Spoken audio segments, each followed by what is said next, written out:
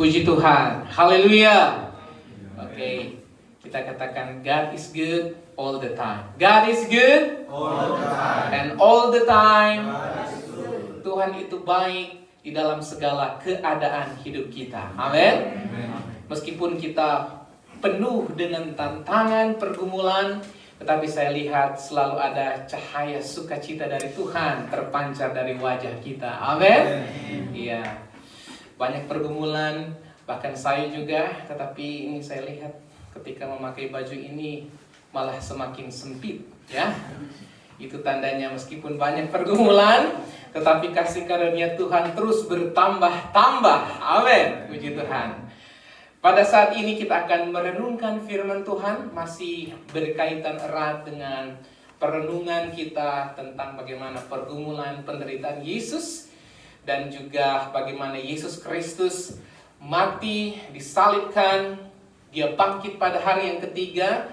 Dan kisah ini dilanjutkan dengan perjalanan dari dua orang murid Yesus yang sebenarnya pada hari ketiga ketika Yesus bangkit, mereka sudah mendengarkan kesaksian ini dari Maria Magdalena dan kawan-kawannya tentang kebangkitan Tuhan. Tapi pada hari itu juga mereka itu malah kembali mereka pulang ke kampung yang bernama Emmaus. Ya, mereka dalam perjalanan pergi ke Emmaus.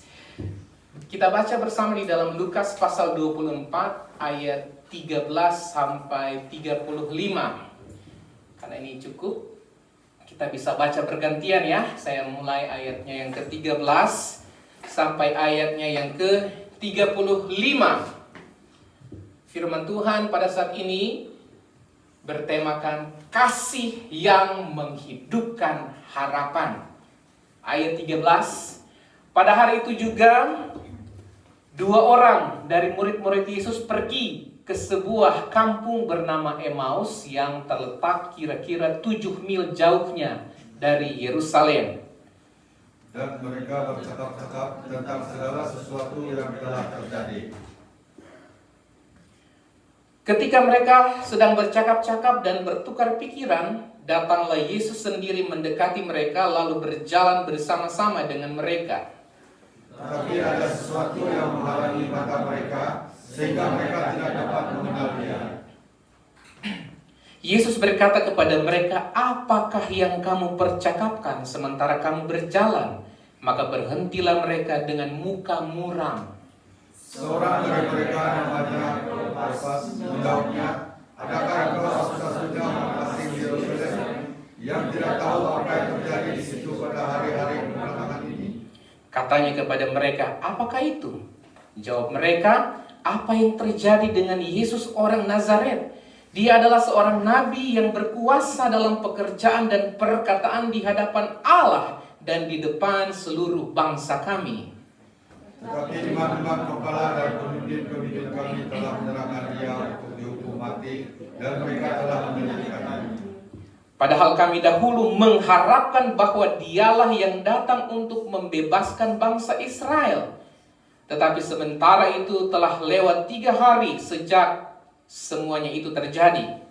Tetapi beberapa perempuan dari kalangan kami telah menunjukkan kami pagi-pagi setelah mereka telah pergi ke kubur. Dan tidak menemukan mayatnya, lalu mereka datang dengan berita bahwa telah kelihatan kepada mereka malaikat-malaikat yang mengatakan bahwa ia hidup.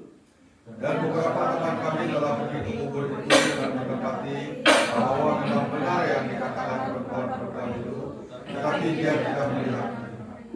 Lalu ia berkata kepada mereka, "Hai kamu orang bodoh, betapa lambannya hatimu, sehingga kamu tidak percaya segala sesuatu yang telah dikatakan para nabi.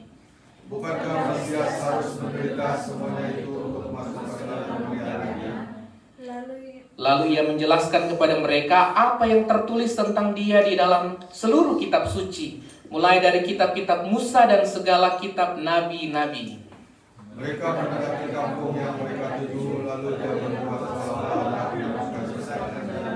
Tetapi mereka sangat mendesaknya, katanya, "Tinggallah bersama-sama dengan kami, sebab hari telah menjelang malam dan matahari hampir terbenam." Lalu masuklah ia untuk tinggal bersama-sama dengan mereka. Waktu dia duduk makan dengan mereka yang mengambil roti, mengucap berkat lalu memecah-mecahkannya dan memberikannya kepada mereka. Ketika itu terbukalah mata mereka dan mereka pun mengenal Dia, tetapi Ia lenyap dari tengah-tengah mereka. Kata mereka seorang kepada yang lain, bukankah hati kita berkobar-kobar ketika Ia berbicara dengan kita di tengah jalan dan ketika Ia menerangkan kitab suci kepada kita. Lalu bangunlah mereka dan terus kembali ke Yerusalem. Di situ mereka mendapati ke-11 murid itu. Mereka sedang berkumpul bersama-sama dengan teman-teman mereka. Kata mereka itu, sesungguhnya Tuhan telah bangkit dan telah menampakkan diri kepada semua. Lalu kedua orang itu pun menceritakan apa yang terjadi di tengah jalan dan bagaimana mereka mengenal Dia pada waktu Ia memecah-mecahkan roti. Amin. Kasih yang menghidupkan harapan, inilah tema perenungan kita pada hari ini. Di dalam perjalanan ke Emmaus, salah seorang murid yang bernama Kleopas dan ada temannya, mereka berjalan menuju ke Emmaus meninggalkan Yerusalem, di mana tempat Yesus tersalibkan pada waktu itu. Bapak, Ibu, saudara-saudari, brother, sister yang diberkati oleh Tuhan, berapa banyak di antara kita yang berpikir bahwa kasih Allah itu akan terasa nyata jikalau hidup kita berjalan baik-baik saja. Banyak orang yang berpikir bahwa kasih Tuhan itu terbukti hanya jika kita diberkati saja berkelimpahan. Tetapi bagaimana pada masa harapan kita tidak terwujud, doa kita mungkin, bahkan impian kita hancur. Tidak sedikit di luar sana ketika mengalami kekecewaan, maka mereka menyalahkan Tuhan dan mundur. Bagaimana ketika doa kita tidak dijawab? Apakah kita akan masih menyembah Tuhan dan mengasihi Tuhan? Dua murid di dalam Lukas pasal 24 ini mengalami yang namanya krisis iman, bahkan juga pengharapan.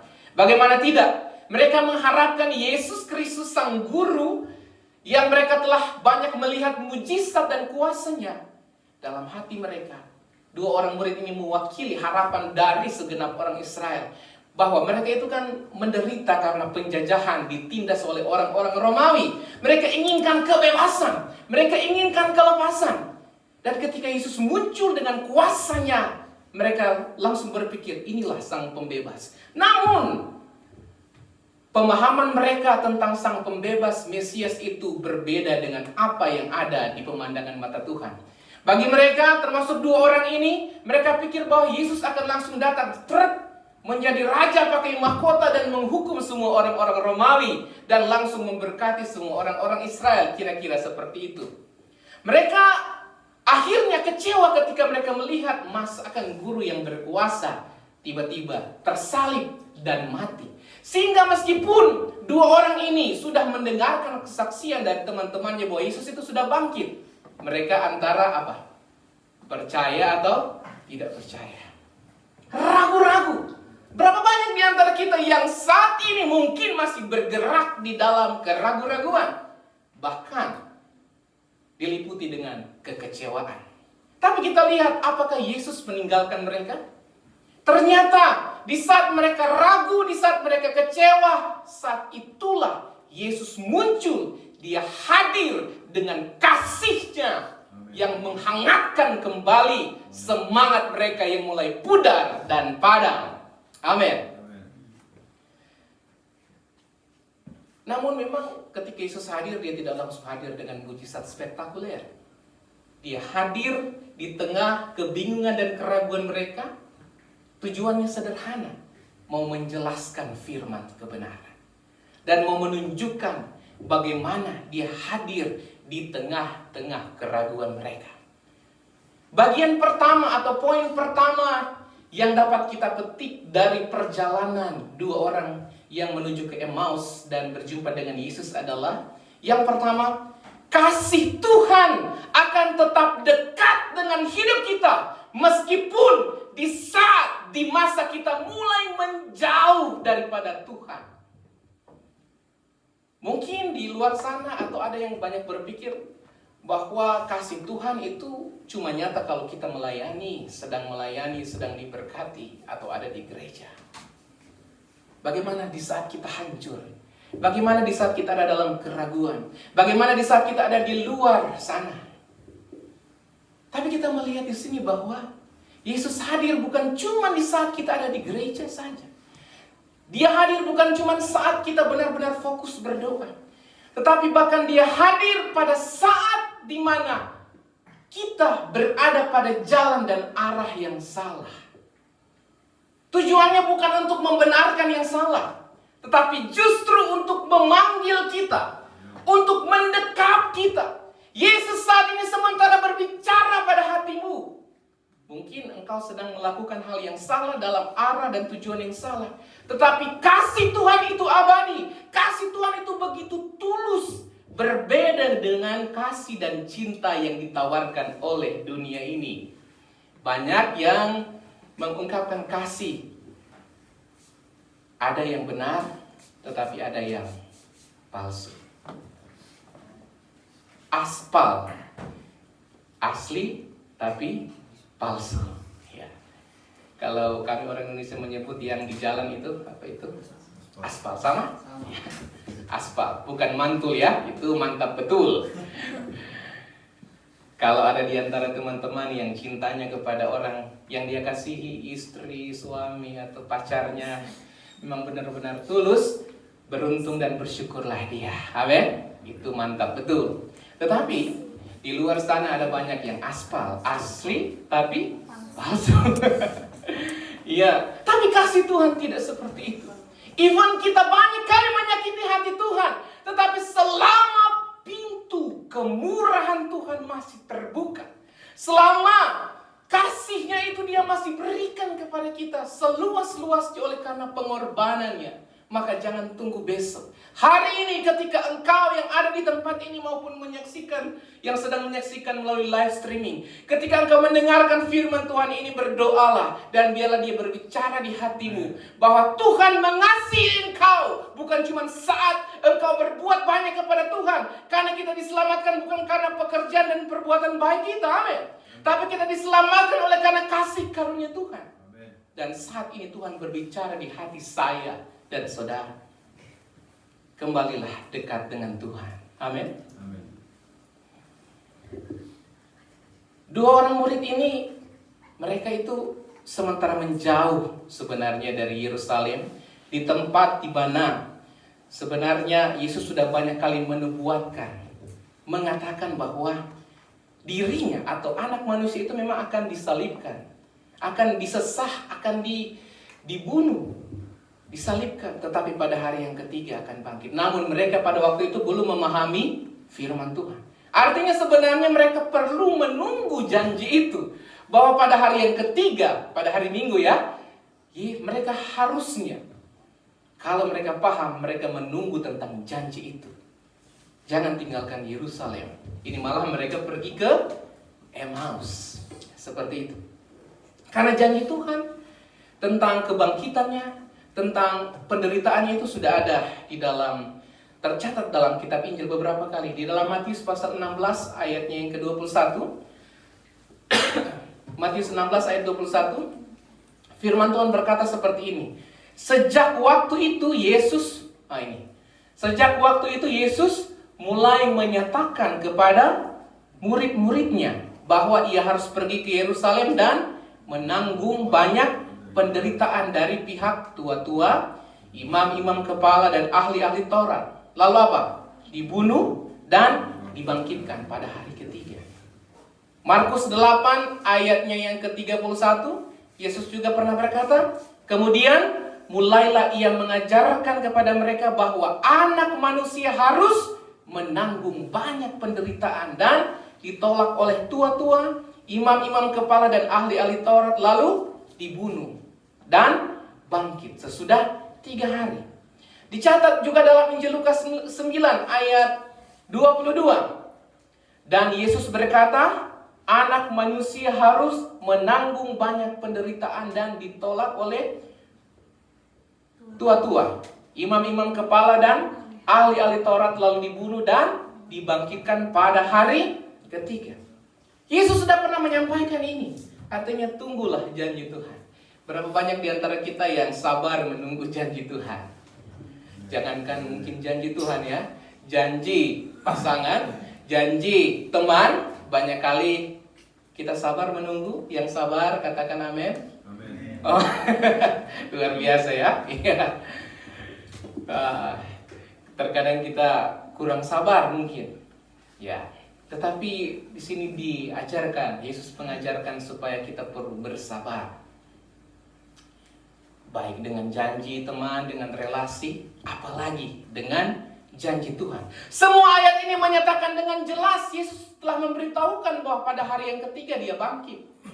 Tetapi kalau kita baca lagi di dalam ayat 13, ternyata pada hari itu juga, pada hari ketiga, pada hari kebangkitan Yesus, mereka itu malah pergi ke Emmaus, meskipun tidak dijelaskan tujuan mereka.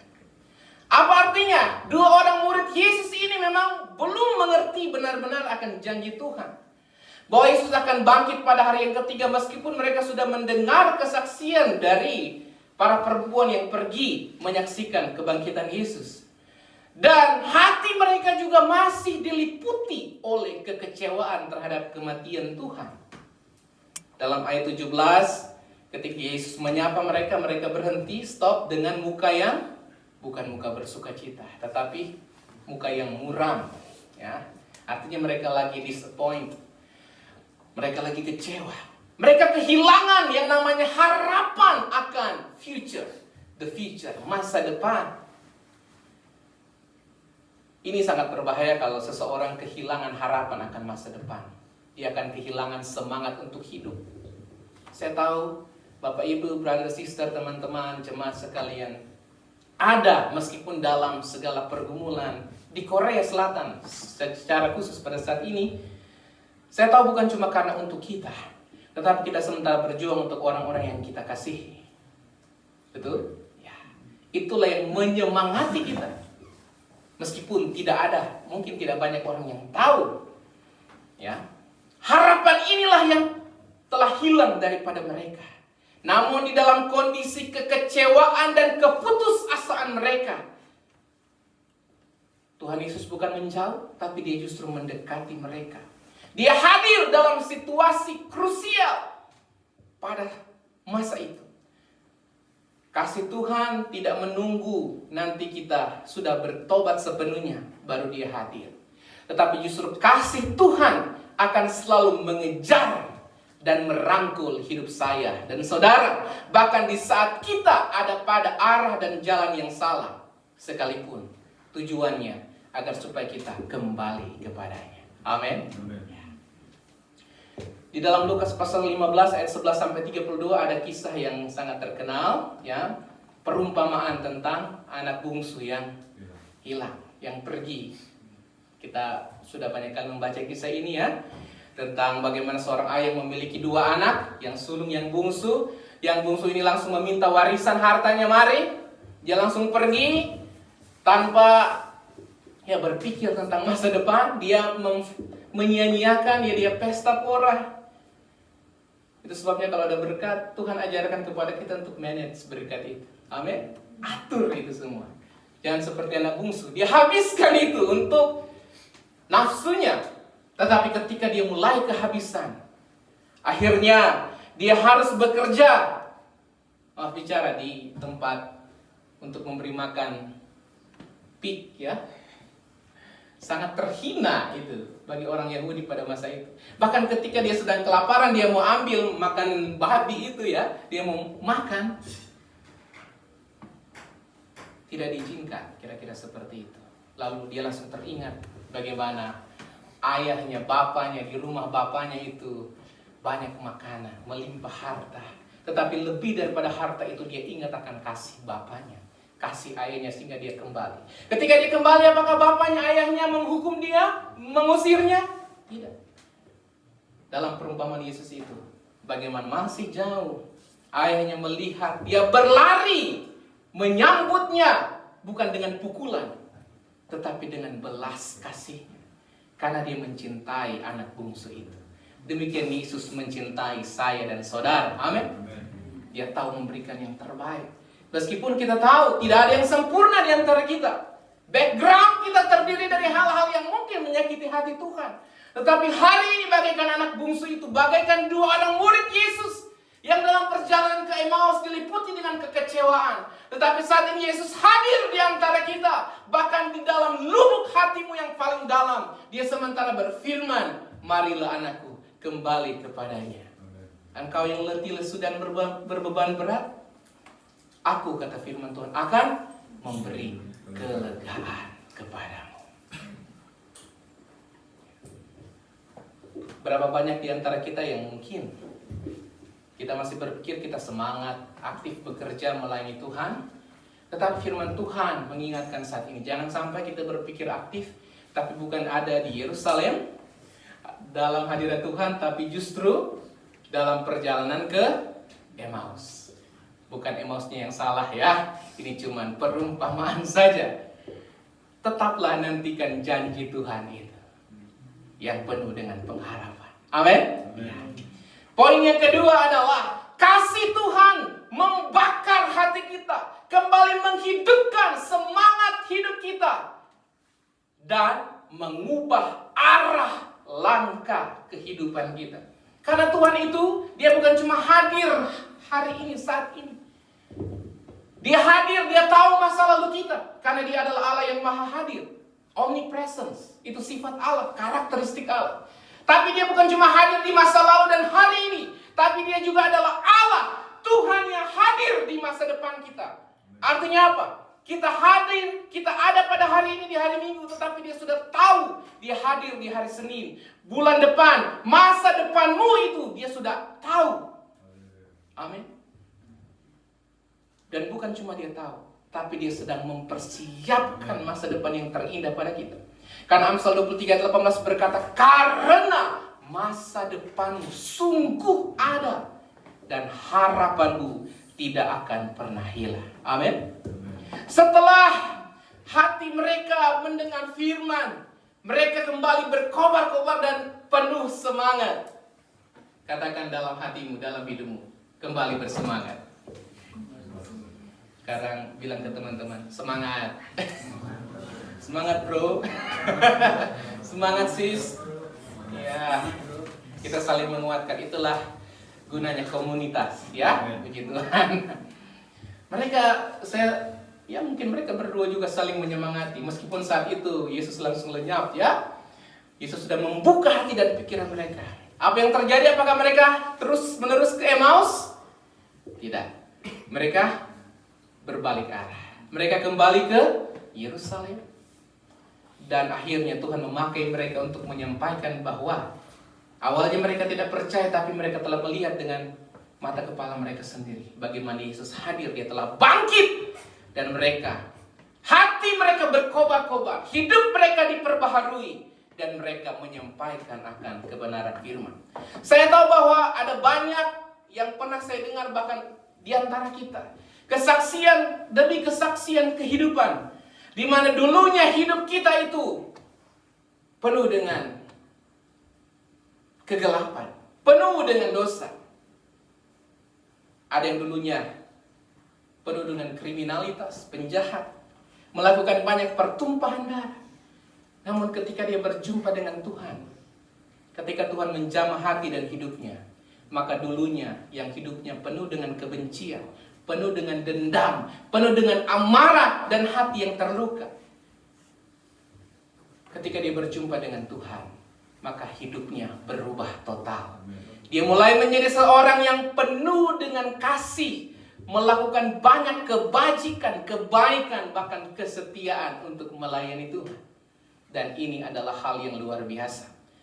Seorang yang pintar sekalipun, yang memiliki harta yang banyak, tidak bisa mengubah hidup seseorang. Hanya kuasa Roh Kudus yang sanggup mengubah hidup saya dan saudara. Amin. Kasih Tuhan bukan hanya memulihkan hati, tetapi juga memulihkan dan mengarahkan tujuan hidup kita. Sehingga mungkin ada di antara kita yang hidupnya tidak memiliki tujuan dan arah yang jelas. Namun hari ini juga Tuhan ingin menyatakan dan menyalakan kembali semangat hidup kita dan tujuan hidup kita. Sebab kasih Tuhan, dia tidak hanya hadir di altar gereja, di mimbar gereja, tetapi dia juga hadir bahkan di jalan pulang kita yang penuh dengan kekecewaan. Karena Tuhan sedang mencari, Dia mau menjelaskan, Dia mau menghidupkan kembali hati kita yang mulai padam. Di saat kita mungkin mulai merasa hancur, kehilangan harapan, itu bukan berarti kasih Tuhan berhenti sampai di situ. Tetapi justru saat itulah Tuhan sementara bekerja di lubuk hati kita yang paling dalam. Datanglah kepada Yesus dan biarlah Dia yang membaharui hidup kita. Amin. Puji Tuhan.